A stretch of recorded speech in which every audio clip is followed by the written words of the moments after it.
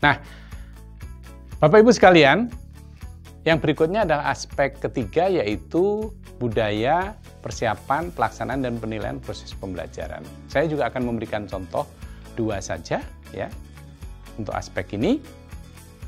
Contoh pertama kita ambil untuk C1, yaitu bunyinya guru mengembangkan perangkat pembelajaran sesuai ketentuan yang berlaku. Ya. Dan ini memperoleh kinerja 4 kalau 90-100 guru itu telah mengembangkan perangkat pembelajaran sesuai dengan ketentuan yang berlaku.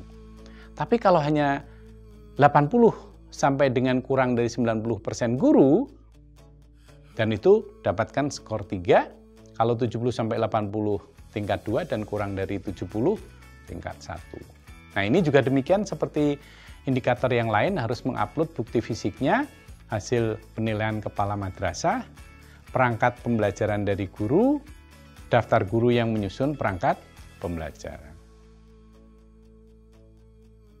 Nah,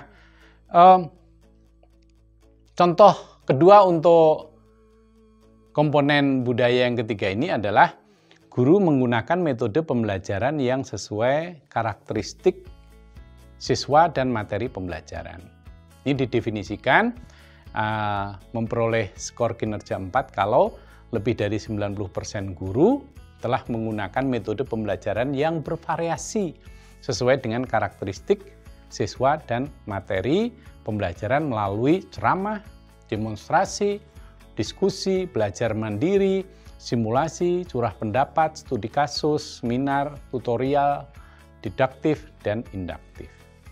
Nah, kalau hanya 80-90% maka diberi skor kinerjanya 3, kalau 70-82, dan kalau kurang dari 70% guru itu diberi skor kinerjanya 1. Bukti fisik yang harus diupload adalah hasil penilaian kepala madrasah, hasil wawancara dengan siswa, dan rekapitulasi daftar guru yang menggunakan ragam metode seperti yang dijelaskan di atas.